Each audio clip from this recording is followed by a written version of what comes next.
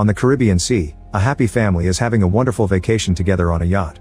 The mother Julia jumps into the water to go for a swim, and while she's trying to relax, she feels something strange.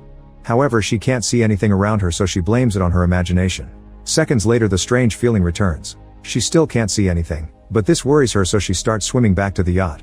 Suddenly something starts pulling at her leg and she desperately starts screaming for help. Her daughter Cassie can't hear her because she has her headphones on, while her husband Tom and her son Ben are busy with their fishing. Julia continues to struggle to stay afloat, and yelling is getting harder because of the water getting into her mouth. Soon Tom realizes he hasn't seen Julia in a while and searches the yacht until he finally sees his wife in danger. After getting the kids, Tom takes the yacht closer to Julia and jumps into the water. He quickly reaches his wife, holding her close to keep her afloat. He swims back to the yacht and the kids help them come aboard. The family comforts Julia, who doesn't know what happened, and blames it on a current.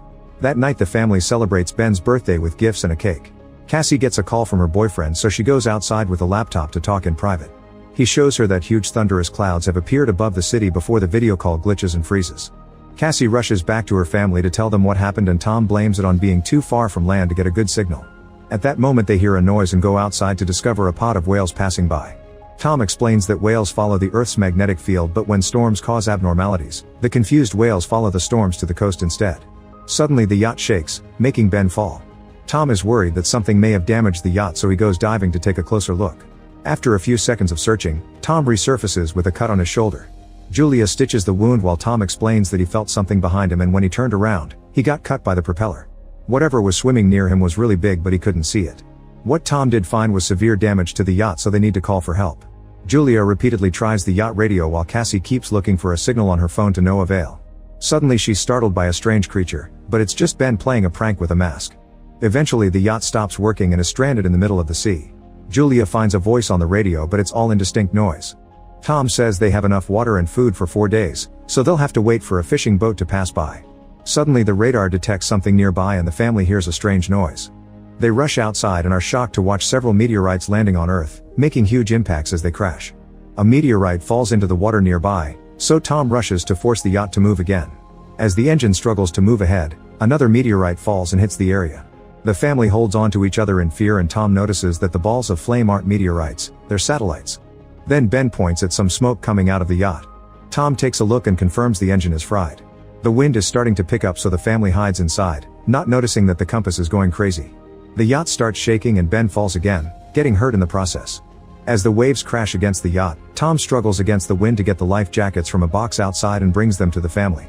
At that moment the power goes out, so Tom moves fast to press a button on the power box. When the lights return, Ben notices that Julia's nose is bleeding. As Julia starts getting dizzy, Cassie runs to the sink to throw up. Tom keeps trying the radio to no avail. Suddenly the family hears a high-pitched noise and the wind gets worse.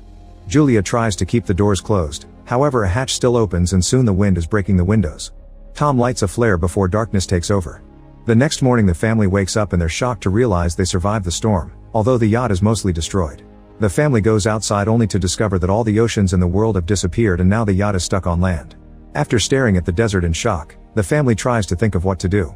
Cassie looks for a signal but nothing happens, and Ben plays with 2 dead crabs. Tom checks the compass and notices that the poles have been reversed. Last time this happened was more than 700,000 years ago. Cassie has a breakdown when she realizes her boyfriend must be dead and rushes to hide, kicking her mother out when she tries to comfort her.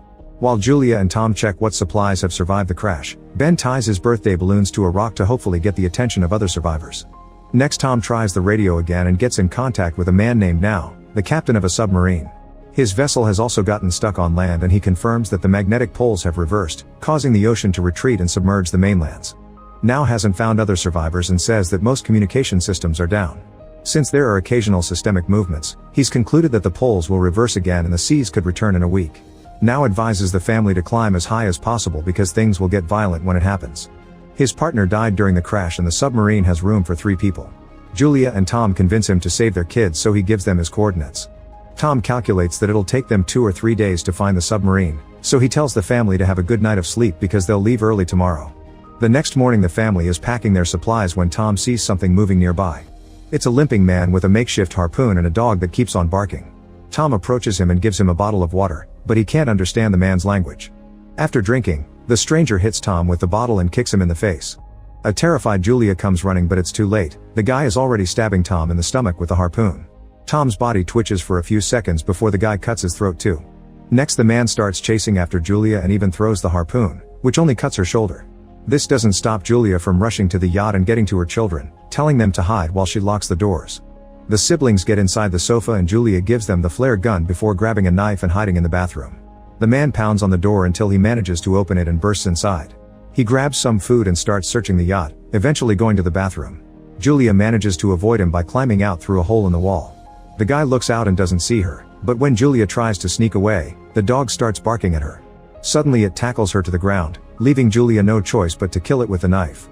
The stranger hears the dog whining and comes out to find its body, causing him to have a breakdown. Meanwhile Julia sneaks around the yacht and climbs to the top so she can get back inside through the broken window. Unfortunately the man finds her first and knocks her down with a punch. Julia holds on to the furniture as he tries to drag her away, and in the struggle she manages to kick him off. Then the guy steps on her wrist to make her drop the knife. He grabs her by the hair and smashes her face on the floor before throwing her on the sofa to start choking her.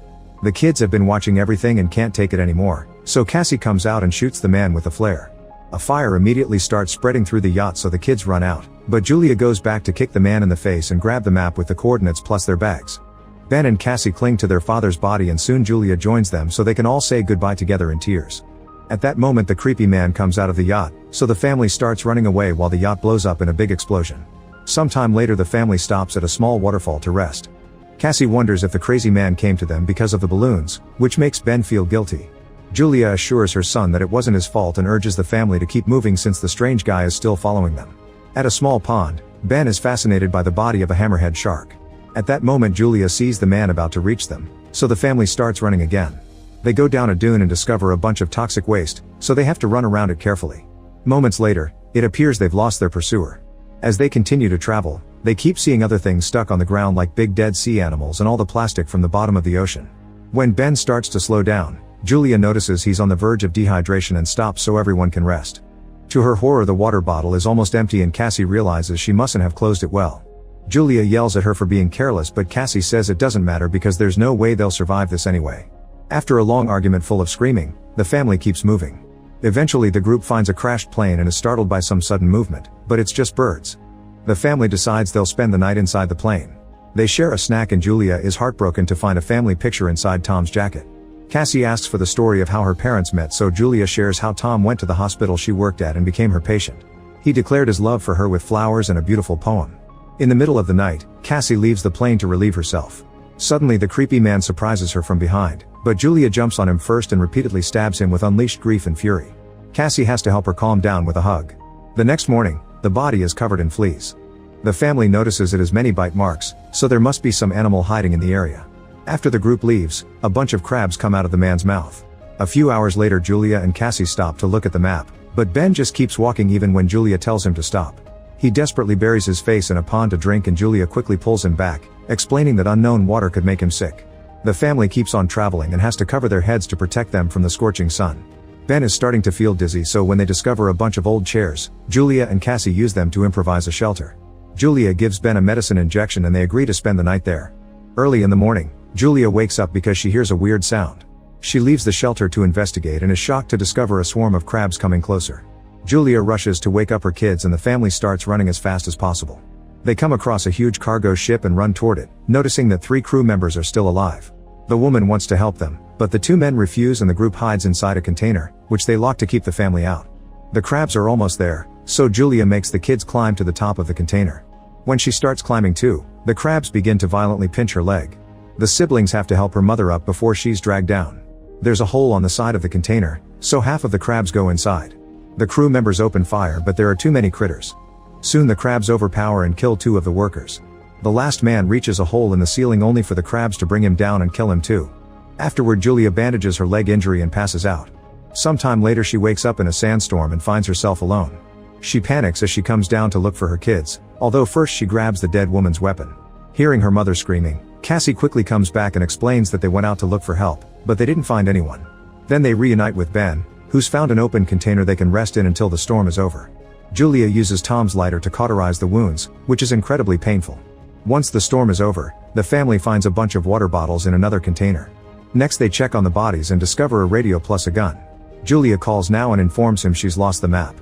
In return now reveals he's been attacked by arthropods, which are creatures from the abyss. It seems the oxygen has driven them crazy. Now tells the family to hurry because his instruments have calculated that the sea will come back faster than expected, so they only have a few hours. He shoots a flare and the family starts walking in that direction. After a long walk, the family finds a broken toilet and Ben pees in it. They can finally see the submarine nearby, but they'll have to cross a huge rock formation to reach it. As they make their way through, the walls start shaking and rocks begin to fall, causing a massive rock slide. Julia pushes her kids out of the way just in time and moves back to avoid getting crushed. Now there's a rock wall blocking the way between them. Julia tells the kids to keep going without her, but Cassie refuses and insists her mother should try climbing. An argument ensues, and after lots of yelling, Julia promises she'll find her kids later. A reluctant Cassie then finally drags her brother away.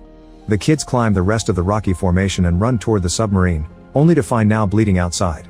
He explains it's over for him so the kids can take the submarine.